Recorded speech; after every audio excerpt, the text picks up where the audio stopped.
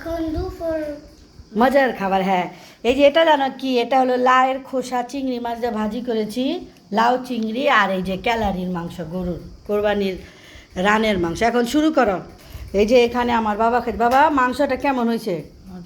মজা, হ্যাঁ, ওকে। এই যে ক্যালারির মাংস, আর এই চিংড়ি মাছের এইটা যে খুব মজা, আজকে ফার্স্ট বানাইছি।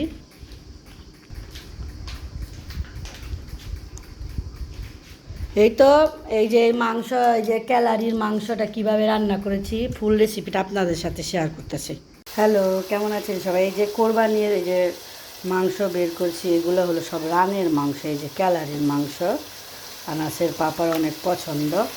এই যে এখন এগুলা রান্না করব, পেঁয়াজ আর গোটা মশলা দিচ্ছি। এখন এই যে ব্রাউন হয়েছে, এখন এই যে আদা দিয়ে দিলাম। এই ক্যালারির মাংসগুলা, রানের মাংস তো যে বড় বড় করে ছিল, এখন এগুলা কাটবো। টমেটো কাইটা নিচ্ছে, 2টা টমেটো দিচ্ছে আর কি। এখানে 2-1 মিনিট ভাজা, এখানে সব ধরনের মাংসের মশলা দিয়ে দেবো। মাংস এগুলো ছোটো ছোটো করে কাইটা নিচ্ছে। এই যে আমার পেঁয়াজ আর আদাটা হয়ে গেছে, ভাজা হয়ে গেছে। এই যে অল্প পানি দিয়ে সব ধরনের মশলাটা দিয়ে দেবো, তাহলে পুড়বে না মশলাটা। মরিচ, হলুদ, তাহলে গরম মশলা, ধনিয়া পাউডার, জিরা পাউডার। আর আমার বাচ্চা লোকদের তো ছুটি, ওরা খুব হইচই করতেছে, আর আমি যে ওদের জন্য মজার খাবার রান্না করতেছি। এটা এখন ভালো করে কষায় নিতেছি। এই যে সুন্দর করে কষানো হয়েছে, আর এই যে ক্যালারির মাংসগুলোকে দিয়ে দিলাম।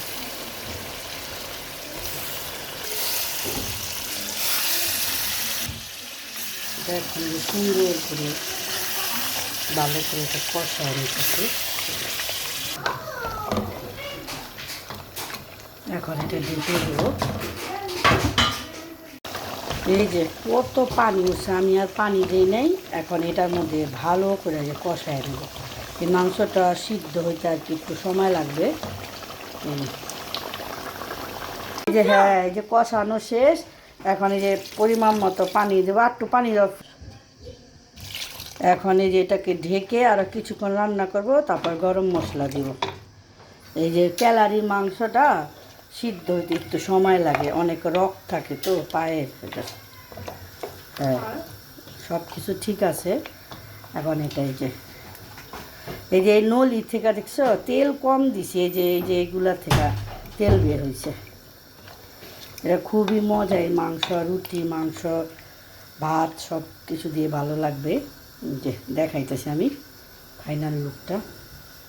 তো হয়ে গেছে। এখন এই যে গরম মশলাটা দিয়ে দিলাম, আর এখানে আরেকটা তরকারি রান্না করে, এই যে লাউ দিয়ে চিংড়ি মাছ, এখানে টমেটো, চিংড়ি মাছ আর দিয়েছি, পেঁয়াজ দিয়ে একটু মজা আনছে। এখন মশলা দিয়ে দেবো। এখানে হলো লাউয়ের, এই যে লাউটা তো এখানে ছিলছি, আর আজকে ভাবছি যে এই যে লাউয়ের খোসা ভাজি করবো আর কি। যে রসুন, পেঁয়াজ, কাঁচামরিচ, শুকনা মরিচ আর এই যে চিংড়ি মাছ সবগুলো একসাথে দিয়ে এটাও সিদ্ধ দিয়ে দেবো। দেখাইতেছি, বানাই নাই আজকে, আর কি বানাবো দেখাইতেছি। এটাও বসায় দিছি, জানি না টেস্টটা কেমন হবে। ভর্তাটা আর কি খাবো আজকে।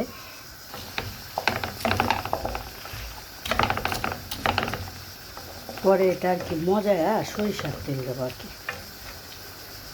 আর এই যে লাউ চিংড়িটা এখন রান্না করব। এখন এটার মধ্যে মশলা, মরিচ, হলুদ আর অল্প জিরা দেবো। এখন এই যে ভালো করে কষায় নিতে, হলুদটা হালকাই দেবো, কেন লাউয়ের কালারটা হালকাই ভালো লাগে। এখন ভালো করে কষায় নিতেছি। এখন লাউটা কাইটা এখন দিয়ে দেবো। যে লাউটা অনেক সুন্দর কচি বের হয়েছে, আমরা কদুও বলি এটাকে। এখন যে সুন্দর করে কাইটা দিয়ে দেবো। যে কাটা শেষ,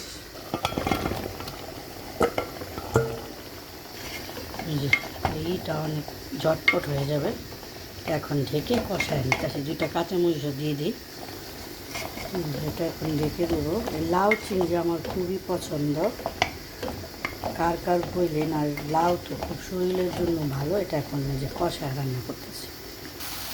এই যে সিদ্ধ হয়ে গেছে। এখন এই যে সরিষার তেল দিয়ে একটু ভাজা ভাজা করে নিয়েছি, সরিষার তেল দিয়ে একটু ভাজা ভাজা করে নিয়েছি।